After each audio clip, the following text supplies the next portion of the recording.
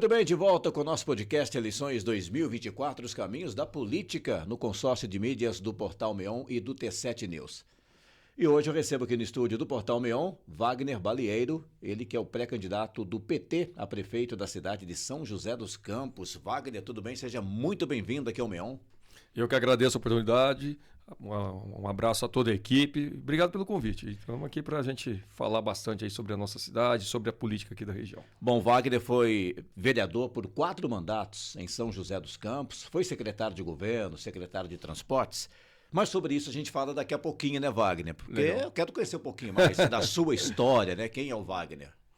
Sou nascido em São José dos Campos, meus pais são mineiros de Bocaina de Minas, tenho 46 anos, sou engenheiro eletricista, sempre morei na região leste de São José dos Campos, ali na região da Vila Tesouro, Vila Industrial. Comecei a minha caminhada sempre muito ligado aos movimentos progressistas da Igreja Católica, da Pastoral da Juventude, lá nos anos 90. Fui do movimento estudantil, fui da Associação de Moradores ali da região da Vila Tesouro. E depois, já com algum tempo de caminhada, fui filiado no PT já nos anos 90 também, estou filiado até hoje, estou indo para 29 anos de filiação no Partido dos Trabalhadores e fui, né, já entrando dentro da caminhada política, né, fui candidato a vereador a primeira vez em 2004, já sendo eleito na primeira vez como o mais votado do partido e durante 16 anos como vereador em São José dos Campos. Até Bom, você 2020. tem 46 anos, primeiro mandato... Com 26. Foi eleito com 26 anos. Com 26. Na época fui o mais jovem da turma da Câmara Municipal. E foi um movimento de jovens mesmo, a turma do movimento estudantil, da época que a gente participou na Univap, a juventude que tinha ali na região da Vila Tesouro e da Vila Industrial, das paróquias São Sebastião, paróquia Nossa Senhora do Rosário, que me ajudaram muito na primeira campanha, e fizemos aí o trabalho durante 4 mandatos. Mas essa vontade política já vinha desde o momento do movimento estudantil, desde aquela época? Sim, eu na verdade... Comecei na Pastoral da Juventude, aí nos movimentos da Pastoral da Juventude, a Pastoral da Juventude tinha um trabalho muito grande com as questões sociais. E na época eu era monitor de crisma e a gente foi trabalhar num bairro que tinha muitos problemas, que era o bairro Martins Guimarães. Uma parte era ocupação, uma parte faltando água, faltando energia elétrica, problema de documentação. E aí a gente acabou se envolvendo, né? Porque as famílias com quem a gente dava o curso de crisma lá eram as mesmas que estavam morando nessas condições. E aí a gente começou a envolver a juventude, começou a participar para tentar organizar aquele bairro, né? E no fim a gente conseguiu muita coisa ali junto com a comunidade e tal, né? E a partir dali veio a ideia, vamos fazer parte da Associação de Moradores da região da Vila Tesouro, que incluía esse bairro que era cheio de problemas de infraestrutura. E quando a gente disputou a eleição de associação de moradores, em 1997, já faz tempo, a gente teve a alegria numa disputa que tinham 3 chapas, a gente era a chapa 3, a gente acabou vencendo aquelas eleições. Em 97, depois disputamos, era de 2 em 2 anos, era uma eleição forte que tinha ali, a associação de moradores ali tinha uma tradição muito grande. Eu acho que veio por ser um bairro operário, por ser um bairro com muita participação social. A Associação de Moradores era muito forte. Eram eleições voluntárias, de 2 em 2 anos. Tinha disputa mesmo. Cada 2 anos eram várias chapas que disputavam. E aí eu fui eleito em 97 e depois fui eleito em 99. Fiquei 4 anos ali como da Associação de Moradores. Participei das eleições do ano 2000, já dentro do Partido dos Trabalhadores, ajudando outras candidaturas, coordenando outras candidaturas, aprendendo o processo. Eu fui convidado a ser candidato no ano 2000 a vereador, mas eu não quis. Você estava com 22 anos. Estava com 22 anos, mas ali eu estava trabalhando na Eletropaulo. Eu entrei na Eletropaulo por concurso público em 96. Eu fui trabalhador da Eletropaulo depois da CETEP, que é no mesmo lugar. A CETEP sucedeu a Eletropaulo de 96 a 2007. Então eu estava fazendo a faculdade, eu estava coordenando uma série de trabalhos dentro da igreja, eu estava trabalhando, estava no movimento sindical, estava com muita coisa. Falei, não posso ser candidato a vereador. E eu tinha uma coisa seguinte: quer ser candidato a vereador tem que ser dentro de um projeto coletivo, tem que trabalhar a busca de algum consenso, de um grupo de pessoas que pensam igual a você, trabalhar uma discussão que determinada região e segmento tenha unidade, tendo uma única candidatura. E foi isso que a gente foi construindo para 2004. Quando chegou 2004, a primeira vez que eu fui candidato, Por exemplo, na região que eu moro ali, na Vila Tesouro, Vila Industrial, tinha várias candidaturas. Falei, ó, só vai ter sucesso aqui se a gente conseguir colocar uma única candidatura. Então, vamos juntar quem quer ser candidato e vamos pensar aqui uma proposta coletiva. Seja o nome que for, dentro de uma proposta de apresentar algo novo para a cidade. Mas esses candidatos eram todos do mesmo partido ou não? Vocês Até conseguiram tinham lideranças do mesmo partido. reunir de outros também? Conseguimos. Tá. E ali, depois de muitas discussões, conversa, quem vai ser, quem não vai, no primeiro momento nem era eu. Aí eu falei assim, olha, eu não vou sair candidato se tiver outro. E eu não tenho vaidade com relação a isso. Se precisar escolher outro nome, eu vou ajudar o nome que tiver, porque eu trabalho na linha de um projeto político, de uma proposta que a gente possa construir para a cidade. E nas discussões que acabaram acontecendo, acabou sendo o meu nome que saiu ali como representando esse coletivo lá. E ganhou. Em 2004. E acabou dando certo. Aliando um pouco um histórico que a gente já tinha de participação, né? E nesses mandatos como vereador, ficou tudo dentro daquilo que você imaginava? Porque uma coisa você está fora, trabalhando junto Sim. com a comunidade, e outra coisa você já está lá dentro do meio político, né? Foi possível implantar, de repente, tudo que você tinha como o ideal ali? Olha, a Câmara Municipal e o Legislativo, ele é um lugar onde você vai representar a população. Não é que você vai fazer obra ali, né? Porque tem muita gente que acha que o Legislativo faz obra, né? O Legislativo tem 3 funções principais. Elaboração de leis, acompanhamento, fiscalização de contratos, acompanhamento dos planos municipais, que acredito que hoje ele tem um peso muito grande, à medida que foi consolidando as políticas públicas no Brasil, à medida que você foi construindo desde o governo federal políticas para diversas áreas, saneamento básico, zoneamento, lixo, transporte coletivo, plano de mobilidade. Essa parte de fiscalização e acompanhamento de planos ela está ganhando uma importância maior, né? E o terceiro item, que seria a questão de você acompanhar o orçamento, votar o orçamento e acompanhar a sua realização, né? Esses 3 itens são importantíssimos. Muita coisa a gente conseguiu fazer. Muita coisa apareceu ao longo do mandato, coisa que a gente não imaginava que daqui a pouco apareceu. Por exemplo, no primeiro mandato, logo em 2005, o que aconteceu? Nós tínhamos uma situação colocada aqui em São José dos Campos. São José dos Campos, de uma maneira ilegal, cobrava da população uma chamada taxa de limpeza, que não é taxa de coleta de lixo, era a antiga taxa de varrição. Essa taxa de varrição, ela foi considerada ilegal, né, em última instância e tal. Qual que foi o papel nosso enquanto vereador? Primeiro, acompanhar esse processo e quando teve a decisão, diferente do que aconteceu lá atrás, que o prefeito pegou da época e escondeu a informação e tentou não falar para a população sobre essa questão da ilegalidade da taxa de limpeza, o que a gente fez? A gente estudou o processo, denunciamos na Câmara, fomos para a imprensa na época e fizemos uma campanha enorme na cidade, mesmo sem a prefeitura regulamentar, mas fizemos uma campanha enorme para que a população entrasse com pedido de devolução da taxa de limpeza. E nós conseguimos mais de 20 mil famílias que entraram com pedido de devolução. E foi devolvido. Chegou no momento que a prefeitura teve que ser obrigada a fazer um decreto de como que ela ia devolver esse recurso. Durante 4 anos foi devolvendo, abatendo do IPTU. E se depois de 4 anos ainda tivesse saldo, teria que devolver em dinheiro.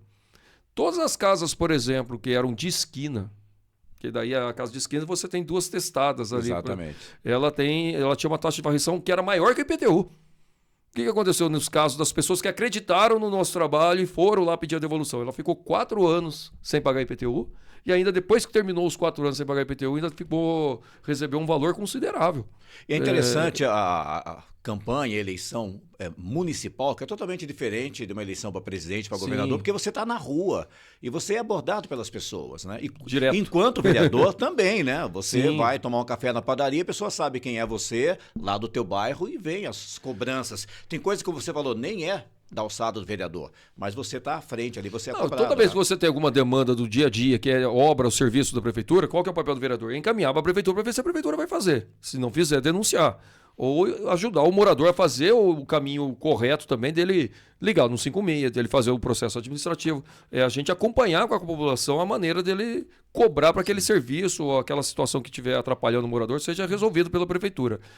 Quando a gente fez essa questão da devolução da taxa de limpeza, foi para a cidade toda.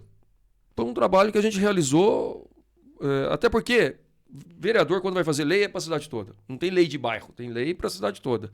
Quando vai fazer fiscalização, também é para a cidade toda. Quando vai acompanhar o orçamento, também é para a cidade toda. Quanto que vai gastar na saúde, quanto que vai gastar na educação, se a obra que foi colocada no orçamento para fazer, se está sendo feita ou não. Então, agora há pouco, a gente teve um debate muito grande aqui em São José dos Campos sobre a questão ambiental e falamos sobre a questão se São José está preparado ou não para as grandes mudanças e os extremos climáticos que a gente viu acontecer no Rio Grande do Sul, que um dia pode acontecer aqui. Um dia pode dar uma chuva torrencial, pode ter um deslizamento, pode ter uma série de coisas acontecendo na cidade. A cidade está preparada para isso? O que a cidade já fez para resolver ou para estar equipada e preparada para um evento desse daí? A cidade tem diversos planos. Plano de redução de risco, plano de saneamento básico, plano de arborização, plano de drenagem, plano de construção de parques. E tudo isso são legislações votadas na Câmara que tem, independente do prefeito ou do candidato a prefeito, ele tem que fazer aquelas obras. São legislações propostas pela própria prefeitura. E qual que foi o debate que a gente fez? Que praticamente muita coisa que estão nesses planos não foram realizadas. O papel do vereador é olhar esses planos, acompanhar esses planos e cobrar da prefeitura para fazer esses planos. É o que a gente fez nesse seminário. A gente acabou falando sobre isso. Não estou mais como vereador, mas como esses planos são abertos, são públicos, de toda a sociedade, São José precisa fazer. Por exemplo, você tem um plano municipal de redução de risco, que não virou lei ainda. Ele está lá no site da prefeitura, está pronto desde 2016, terminou no comecinho de 2017.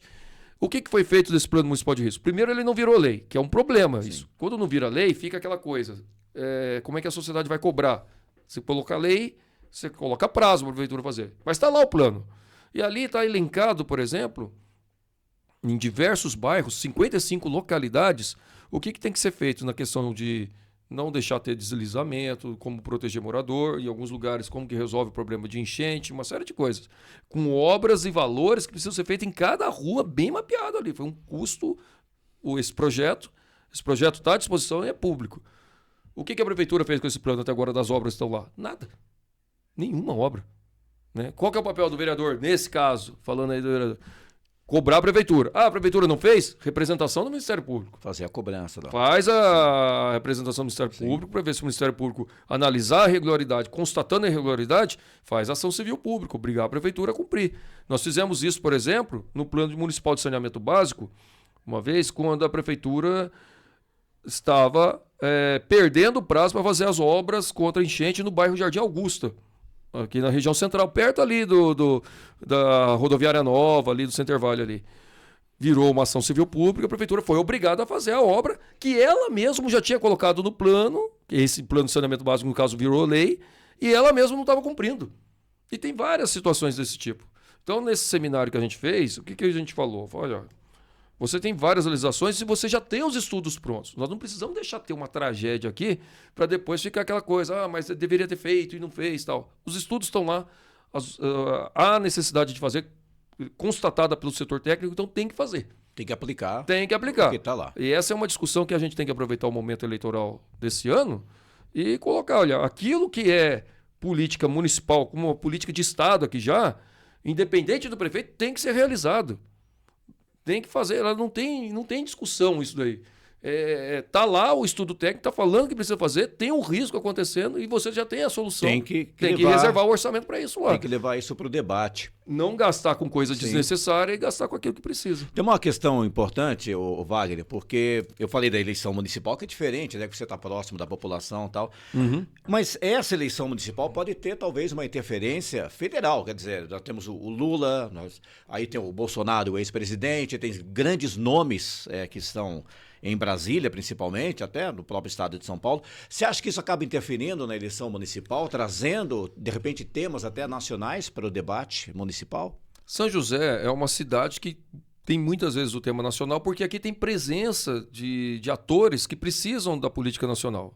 Nós temos algumas indústrias, quando a gente fala da Embraer, quando a gente fala do CTA, quando a gente fala das universidades federais, envolve muito a questão federal. Tem muita política federal aqui. É uma cidade que, quando fala, por exemplo, de algumas políticas industriais, envolve muita questão do governo federal.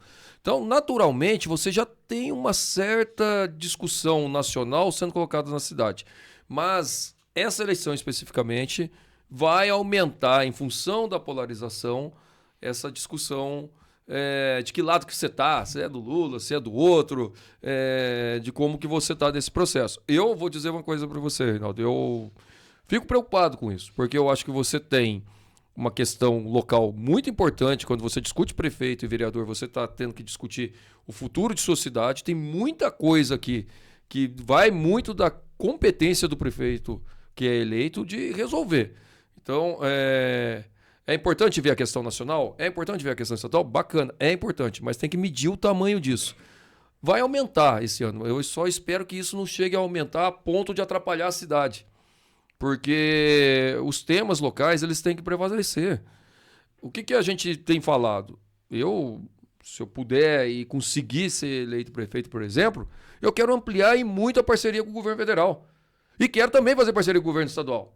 Eu quero fazer o melhor para a cidade. Eu quero pegar e fazer aquilo que eu tiver de oportunidade de convênio, de trazer recursos do Estado. São José está aqui aberto para isso. Quero aproveitar as políticas que o Lula está colocando aí do Minha Casa Minha Vida, de incentivo na educação, de colocar obras de infraestrutura na cidade, fazer a cidade de São José dos Campos fazer mais parceria com o governo federal, trazer recursos para a cidade. Preciso colocar São José dentro da discussão da política industrial do governo federal. Nós não podemos deixar mais São José ficar perdendo indústria para a cidade vizinha, para cidades de outro estado, saindo de São José. Nós precisamos fortalecer o Parque Industrial de São José. Tem o comércio, tem o serviço, mas o setor industrial não pode continuar perdendo espaço. E está perdendo todo ano. São José perdeu em 20 anos 40% que tinha de receita de ICMS. A participação dele no estado de São Paulo, que já foi de mais de 4%, no estado de São Paulo, hoje é 2,4%, 2,5%. Então a gente tem que... Isso impactou no orçamento da cidade, impacta no investimento. E o que fez perder esse ICMS? A saída de indústria. Você foi candidato a prefeito na última eleição, né, 2020. Depois de 4 mandatos de vereador, decidiu sair como candidato a prefeito. Por que essa mudança? Por que quis, naquela época, sair como candidato a prefeito? E o que não deu certo, né, para ser eleito? Na verdade, na eleição de 2020, dentro de uma discussão com os partidos e dentro do próprio Partido dos Trabalhadores, houve um debate com relação a novos nomes, né? E aí... Foi um longo debate, vários meses, né, discutindo essa possibilidade aí da candidatura. Acabou sendo escolhido por consenso. Eu falo que eu sou sempre uma pessoa que gosta de trabalhar o coletivo, né? Vamos fazer dentro de um projeto político com mais pessoas. Aquilo que é feito pensando só na cabeça de um só, uma vontade de um só. É lógico que tem a minha vontade, que tem o meu desejo de fazer as coisas, de querer participar, mas sempre tem que ser trabalhado algo pensado no coletivo. Então, foi uma decisão coletiva essa construção da candidatura em 2020. Em 2020, a gente estava num outro momento político, né? E que a política ela é cíclica, né? Ela vai mudando, né? Olha o que o pessoal falava do Lula, que o PT tinha acabado. Agora, naquele momento, a gente estava num momento difícil. Ainda estava pegando aquele momento do Lula, impeachment da Dilma, veio esse pacote e acabou... Apareceu. Dificultou. Nessa eleição, estamos num outro patamar, num outro cenário. Tem uma polarização que, quando a polarização ela caminha para o extremismo e que não dá a possibilidade de debate, isso é ruim para a cidade. Agora, tem uma polarização, mas pensando em ideias, bacana, vamos conversar e vamos debater. Quem pensar diferente, coloca as propostas e vamos conversar. Eu sou de uma caminhada aqui da época da igreja, a gente sempre falava assim que a diferença é para ser celebrada. Que a gente tem que acolher as diferenças, tem que crescer com as diferenças e não destruir as diferenças e não ser intolerante, né? Então, o extremismo é um perigo, né? Porque o extremismo leva para a intolerância. Quando a gente fala de quem pensa diferente poder somar, é porque todos nós estamos no mesmo campo, no mesmo local de vida, pensando o melhor para a cidade, muitas vezes com caminhos diferentes. Mas quem sabe alguma coisa que o outro está propondo seja bom também para a gente agregar. E como Então, herdar os votos do Lula, por exemplo, em São José dos Campos, que é uma porcentagem considerável se você transferir para um candidato a prefeito, né? nós somos a única pré-candidatura. Leva, inclusive, até o segundo turno, dependendo da porcentagem Sim. que o presidente deixou em São José dos Campos. Como é que vocês trabalham com isso? O presidente Lula teve quase 40% dos votos em São José dos Campos no segundo turno, numa frente maior, né? No primeiro turno ele teve 33%, é uma votação considerável. A nossa pré-candidatura é a única ligada ao presidente Lula, né? Nós trabalhamos uma unidade aqui, né? Nós temos a federação PT, PSOL, PCdoB, PT, PV e PCdoB e a outra federação que é PSOL e Rede, né? O PSOL sempre teve candidaturas aqui, abriu mão da candidatura, indicou a vice na É a nossa sua chave. vice. É a Marina Sassi, Tá. que é a nossa, que é uma metalúrgica, trabalhadora da Embraer, já foi diretor dos sindicatos metalúrgicos, que é a nossa vice pré-candidata. Então, esse campo está unificado, né, em torno aí de uma candidatura por aqui para São José dos Campos, e ao mesmo tempo é a única candidatura do campo do presidente Lula. Lógico que é engraçado isso, Reinaldo, porque você pega outras candidaturas aqui, que fica daquela coisa, alguns até criticando o Lula e tal, mas tem partidos que estão lá no governo federal, né? Então fica assim, né? Bate e esconde essa ligação, porque quando quer cargo, quando quer estar em apoio do governo federal, fica lá bajulando o Lula. E aqui fica querendo esbravejar, né? Mas a gente não, a gente tem uma linha clara, né? Que é a linha... Até porque eu sou do PT há tantos anos e já fui presidente do partido, estava presidente do partido até o ano passado, inclusive, atualmente é o ex-prefeito Carlinhos, que é o nosso presidente do PT, né? Mas até o ano passado eu era o presidente do partido. E a ideia é, num primeiro momento, aquela pessoa que já votou no Lula, que quer ter um parceiro do presidente Lula aqui em São José, a nossa pré-candidatura é uma das candidaturas que tem essa ligação. E a nossa candidatura, aí falando com o restante da cidade, dizer que é uma candidatura para pensar o melhor para São José, sempre. Tradicionalmente, o PT sempre elege vereadores em São José dos Campos. Sim. Já teve, inclusive, você como mais votado, né? Sim. Foi em 2012, né? 2012, a gente teve quase 10 mil votos naquela eleição. Teve uma legislatura muito com 5 vereadores do PT, foi nesse ano? Teve... O histórico do PT aqui foi 2 vereadores de 93 a 96... Depois 3 vereadores de 97 a 2000, 5 vereadores de 2001 a 2004, 3 vereadores de 2004 a 2008, 4 vereadores de 2008 a 2012, mais 4 vereadores de 2012 a 2016, e depois de 2016 a 2020, 3 vereadores e atualmente 2 vereadoras. Né? Tá bem de número, né? Tá bem de número, o PT sempre teve um histórico aqui. Na verdade, o PT elegeu a primeira vez aqui em 82. Tivemos 2 vereadores em 82. De 82 a 88 nós tivemos o vereador Gradella. Sim. E o vereador Braz Cândido, da região do Jardim da Granja, né? Que eram os nossos 2 vereadores de 82 a 88. Aí em 88 entrou, na época pelo PT, entrou a Amélia, o Gradella, que depois deu lugar para o Carlinhos de Almeida, e o Miranda Web, que foi eleito pelo PT na primeira vez, quando ele era do Sindicato dos Têxteis. Aliás, a Amélia... Eu adoro escutar toda essa parte de história aí, viu, Canto? Seja da história política, da história da cidade, pode contar aí que eu gosto. A Amélia, eu entrevistei ela recentemente, vai para o 10º mandato, se for reeleita. As pessoas ficam falando da Amélia, Reinaldo, vou dizer um negócio para você. Só tem 10 mandatos quem faz um bom trabalho. Ela está há muito tempo, ela tem que dar lugar para outro. Eu falei assim, mas toda eleição de 4 em 4 anos, você escolhe. E se a Amélia está sendo eleita todo esse período, porque ela é uma referência na cidade, porque faz um trabalho, porque é atuante, porque conseguiu renovar ao longo desses mandatos todos. Porque se você ficar preso lá no seu mandato, quando você foi eleito em 88, até mudou as pessoas, tudo, né? Então, ela tem uma dinâmica, ela atua em diversas áreas na cidade, trabalhadoras domésticas, questão social, uma série de áreas que ela atua nas periferias, nas políticas públicas, na defesa da mulher. Então ela é uma pessoa que vai atuando em diversas pautas em São José. E está aí com tanto mandato assim porque a população reconhece esse trabalho. Tá falando que isso é bom de número, né? Para guardar tantos vereadores eleitos dos anos 80 até agora e falar da história e o nome de todos eles. Gosta, né? Quando gosta, não tem mais facilidade de guardar. Nessa eleição, o PT trabalha para fazer quantos vereadores? A expectativa é muito boa. Os nossos pré-candidatos estão distribuídos na cidade toda, em várias regiões, e eu acredito que o PT vai aumentar o número de vereadores, podendo chegar até 4 vereadores. Eu falo do PT, mas tem a federação, né? Tem outros partidos. Aí, no caso, você tem o PCdoB e o PV, quando a federação conta como uma chapa só. Então, no caso de São José dos Campos, que temos 21 vereadores, cada partido ou federação pode lançar até 22 vereadores. Isso. Então, a federação PT, PCdoB e PV lançarão 22 pré-candidatos aí. O PSOL e a Rede também lançarão mais 22 pré-candidatos. Então, o nosso time aí tem 44 pré-candidatos a vereadores, né, com a expectativa da gente ter nas duas federações vereadores eleitos. Eu tenho uma expectativa grande aí que o PSOL e Rede também eleja vereadores nessa eleição. E você pensa... E é importante até para a gente qualificar e melhorar a Câmara e ajudar a gente a transformar a cidade. Você pensa em segundo turno? Já começa a trabalhar com essa possibilidade? Nós trabalhamos com a lógica de ir para o segundo turno e de ganhar as eleições, né? Essa é a expectativa nossa, de apresentar um projeto para a cidade, de mostrar para a população que o nosso projeto é o melhor para a cidade e, quem sabe, ganhando a confiança da população aí, administrar a cidade. Debates, programas de televisão, isso tudo pode acaba fazendo uma diferença numa campanha. E vou participar. Participo dos debates, gosto de participar das entrevistas, de rádio.